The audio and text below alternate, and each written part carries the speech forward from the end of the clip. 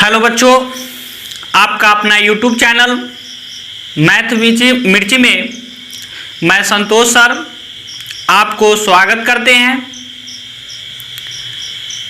आप इस वीडियो को ज़रूर से ज़रूर सब्सक्राइब एवं शेयर करें। आज हम लोग पढ़ेंगे वृत्त हम पिछले वीडियो में पढ़ाए थे कि वृत्त का क्षेत्रफल निकालना, वृत्त के परिधि ज्ञात करना, अर्धवृत्त की परिधि, अर्धवृत्त का क्षेत्रफल और वलय का क्षेत्रफल। आज हम लोग पढ़ेंगे उसके आगे यानी त्रिज्या खंड। क्या पढ़ेंगे? त्रिज्या खंड। उसके बाद पढ़ेंगे वृत्त खंड। उसके बाद पढ़ेंगे हम लोग वृत्त खंड हो गया, त्रिज्या खंड हो गया, उसका क्षेत्रफल और परिधि निकालना। तो देखिए, ये तो हम जानते हैं कि ए से बी की दूरी क्या था, हमने कल पढ़ लिया था। ए से बी की दूरी, ए से बी की दूरी, ए बी की दूरी आपका था व्यास, और व्यास को हम डी द्वारा सूचित किए थे। और ए बी बराबर देखिए ए ओ प्लस ओ बी, जो कि ए बी की दूरी क्या है, डी में हम लोग माने हुए हैं, ए ओ आर प्लस आर, तो डी बराबर क्या था 2r, जो कि हम कल निकाल चुके थे। कल के वीडियो में हमने यह बताया था। यानी ये जो आर है इसको हम क्या बोलते हैं? त्रिज्या बोलते हैं। इसको भी हम क्या बोलते हैं? त्रिज्या बोलते हैं। ये पूरा के पूरा यहां से यहां तक के जो दूरी है इसको बोलते हैं व्यास। क्या बोलते हैं? व्यास। तो ये सब चीज हम कल वाला वीडियो में पढ़ चुके हैं। क्या किए? कल वाला वीडियो में हम लोग पढ़ चुके हैं।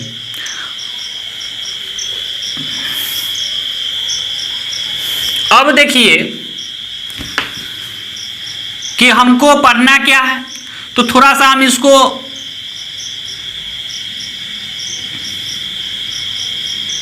हम जानेंगे आज वृत्त के जीवा के बारे में। क्या जानेंगे? वृत्त के जीवा के बारे में। अगर मान लेते ये लाइन अभी थोड़ी देर के लिए हम हटा देते हैं, अगर इसको हम यहां से एक लाइन खींचे, सिर्फ ये वाला लाइन छोड़ के, वृत्त के जो केंद्र से जो गुजरने वाली रेखा है इसको छोड़ के, इसको बोलते हैं हम व्यास। तो व्यास के छोड़कर वृत्त के कहीं भी अगर हम कोई रेखा को खींचते हैं तो वो व्यास से क्या होता है? छोटा होगा। क्या होगा? व्यास से छोटा होगा। जो कि आप देख रहे हैं कि यह छोटा है, तो इसको हम बोलते हैं जीवा। क्या बोलते हैं? इसको बोलते हैं हम जीवा। इसको बोलते हैं जीवा। अब रही बात, ये दो भाग हो गया। एक भाग आप देख रहे हैं कि यह है, और दूसरा भाग आप देख रहे हैं ये वाला। एक तो देखिए, हमने एक भाग इधर छायांकित किया, एक भाग इधर किया। इसको हम बोलते हैं दीर्घखंड। क्या बोलते हैं? दीर्घखंड। इसको बोलते हैं दीर्घखंड। और ये जो देख रहे हैं छोटा सा भाग जो ये छायांकित है, इसको बोलते हैं हम लघुखंड। क्या बोलते हैं? लघुखंड। अब दो पार्ट हो गए। जीवा वृत्त के कहीं भी, सिर्फ आप देखिए केंद्र बिंदु से, अगर ये रहता आपको केंद्र से ये पॉइंट, इसको छोड़कर जो भी रेखा आप खींचिएगा कहीं भी, यह जो है व्यास से क्या होगी? छोटी होगी। क्या होगी? व्यास से छोटी होगी। हमेशा कोई भी रेखा खींच लीजिए वृत्त के अंदर, वह व्यास से क्या होगा? छोटा होगा। तो ये आपका है लघुखंड और ये है आपका दीर्घखंड। यह चीज को हमने जाना। आगे जो आप देखिए, इसी में ये हो गया लघुखंड और ये हो गया दीर्घखंड। अब देखिए, ये दो पार्ट हमने बनाया। अब एक चीज और देखिए इसमें,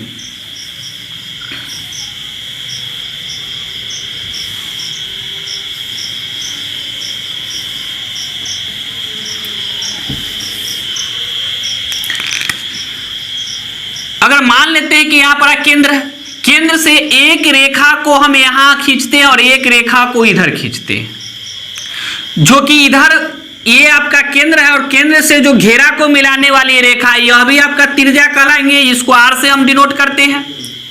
यह भी रेखा आपका क्या है, आर से हम डिनोट करेंगे। दो रेखा आपका जो है एक आपका इधर से हो गई और दूसरा इधर से हो गई, तो यह भी आपका आर और यह जो कि हम इस और ये ए और बी, ए और बी, ये जो आप देख रहे हैं ये क्या है, ए बी चाप है। ये आपका क्या है, चाप है। ए बी क्या है, चाप है। और यहां पर आप कुछ ना कुछ क्या बना रहा है, एंगल, यानी इसको हम थीटा द्वारा सूचित करते हैं। क्या करते हैं, थीटा द्वारा सूचित करते हैं। अब एक खंड आपका ये देख रहे हैं पूरा के पूरा और दूसरा खंड आप ये देख रहे हैं। ये खंड जो बड़ा सा है इसको हम बोलते हैं दीर्घ त्रिज्या खंड, और ये जो आप देख रहे हैं इसको हम बोलते हैं लघु त्रिज्या खंड। अब दो पार्ट है, अब इसका अगर आप दो पार्ट है, एक आपको हो गया लघु त्रिज्या खंड और एक हो गया दीर्घ त्रिज्या खंड। तो दीर्घ त्रिज्या खंड यानी बड़ा और ये हो गया छोटा। यहां जब थीटा है तो इधर भी कुछ ना कुछ क्या बना रहा है, एंगल बना रहा है, यानी कोण बना रही है।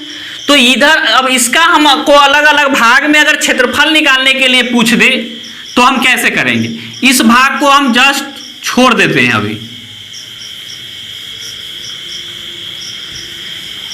इस भाग को हम छोड़ दें। अभी हम देख रहे हैं इसको हम बोलते हैं त्रिज्या खंड। आपसे अगर कह दे कि त्रिज्या खंड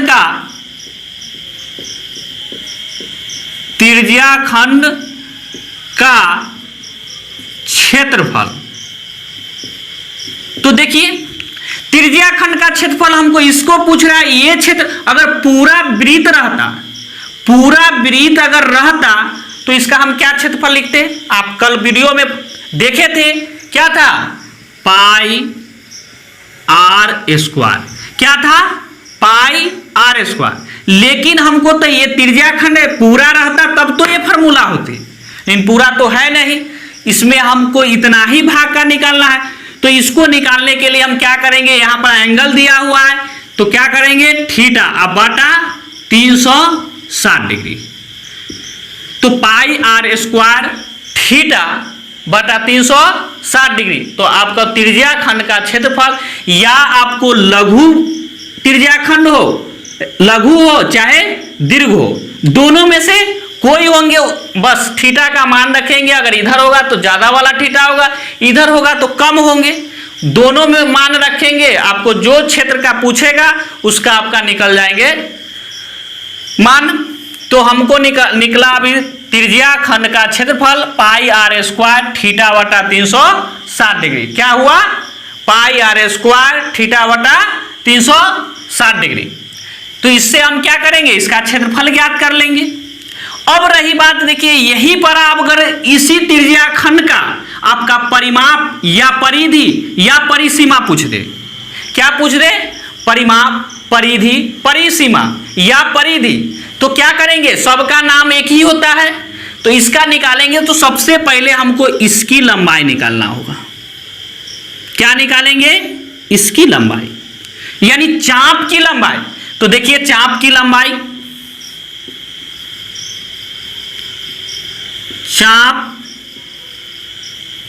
चाप ए बी की लंबाई।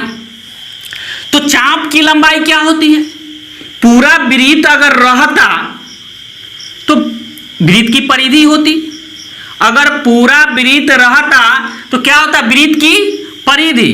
तो इसको हम लिखते 2 पाई आर। क्या लिखते, 2 पाई आर। लेकिन पूरा वृत्त तो है नहीं, पूरा वृत्त नहीं है। हमको तो यहां से यहां तक वृत्त, हमको तो यही दूरी निकालना है, ए से लेकर बी तक, ए से लेकर बी तक की दूरी ज्ञात करना है। पूरा वृत्त रहता तब तो ये फार्मूला लागू होता, लेकिन पूरा तो है नहीं। तो इसमें क्या है, यहां से यहां तक, अब देखिए यहां से आ रहा है, फिर यहां से आ रहा है, बीच में एंगल भी है, तो पाई आर 2 पाई आर अब बटा 360 डिग्री, क्योंकि एक राउंड जैसे ही नचाएंगे तो एंगल कितना डिग्री होता है, 360 डिग्री। तो पाई आर 2 पाई आर और बच गया क्या, थीटा। तो थीटा है और एक राउंड से क्या किया हमने, डिवाइड कर दिया, तो क्या हो गया 2 पाई आर थीटा बटा 360 डिग्री। तो ये हमको क्या निकला, सिर्फ ओनली फॉर निकली ए बी चाप की लंबाई, लेकिन हमको तो निकालना क्या है, त्रिज्या खंड का परिधि। और इसको और छोटा आप कर सकते हैं, बुक में आपको इस तरह से नहीं दिया हुआ था, ये 2 से कट जाएंगे कितना, 180 बार। तो इसको आप लिख सकते हैं पाई आर थीटा बटा 180 डिग्री। तो आपके बुक में रहता है कि चाप की लंबाई या चाप ए बी की लंबाई पाई आर थीटा बटा 180 डिग्री। अब हमको क्या निकालना है, हमको तो निकालना है त्रिज्या खंड की परिधि। तो हम देखिए अब क्या करेंगे,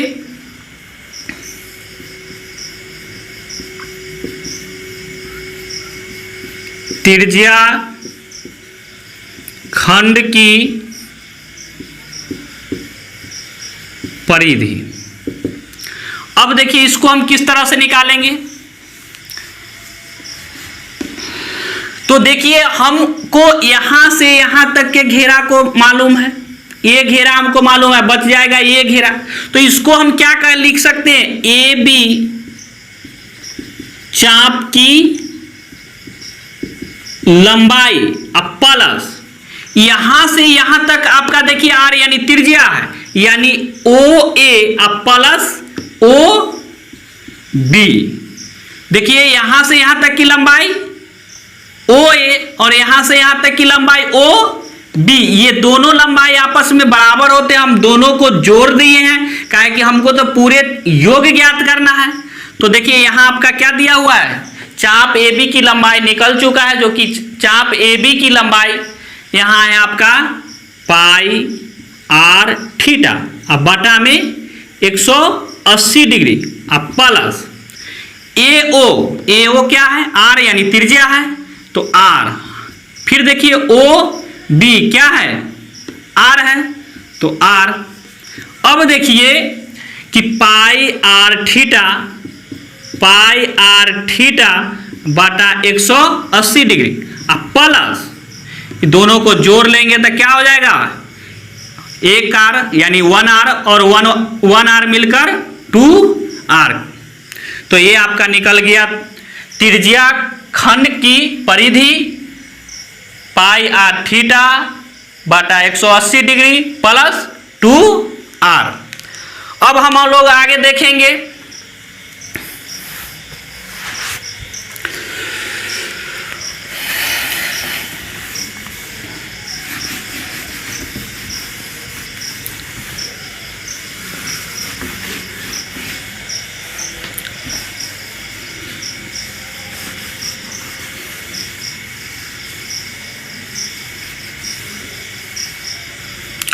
अब इसी में आपको पूछता है, अगर ए बी यहां पर जीवा दिया हुआ है और ये वाला आपको भाग का क्षेत्रफल अगर आपसे पूछ दे,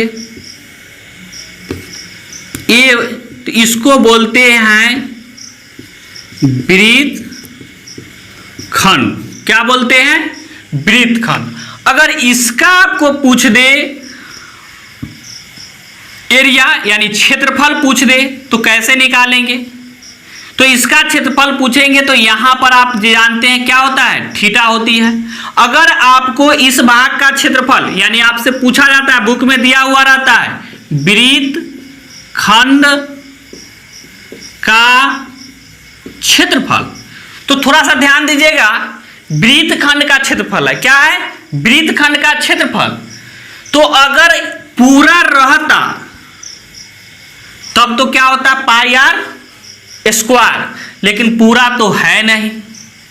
तो पूरा नहीं है, तो ये वाला भाग तो हमको मालूम है, इसका क्षेत्रफल जो होता है पाई आर स्क्वायर थीटा बटा 360 डिग्री। अगर ये वाला हमको पूरा मालूम है कि पाई आर स्क्वायर थीटा बटा 360 डिग्री, अभी तुरंत जाने हैं त्रिज्याखंड का क्षेत्रफल। अब देखिए यहां पर ये एक त्रिभुज है और ये दूरी हमको मालूम है कि आर है। क्या है? आर है।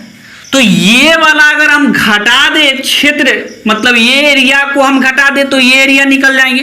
तो इसका फॉर्मूला होता है 1/2 आर स्क्वायर साइन थीटा,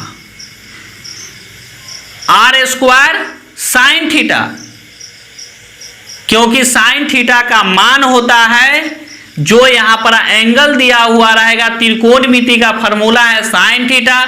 जितना एंगल दिया हुआ रहेगा, 30 डिग्री हो, 60 डिग्री हो, 45 डिग्री हो, 90 डिग्री हो, जो भी हो, यहां पर हम डाल देंगे थीटा का मान। और साइन 90 होगा तो 1, साइन 45 होगा तो 1/√2, साइन 60 होगा तो √3/2, साइन 30 होगा तो क्या रखेंगे 1/2। तो इस पर हम क्या करेंगे, इसका वृत्तखंड का क्षेत्रफल ज्ञात करेंगे।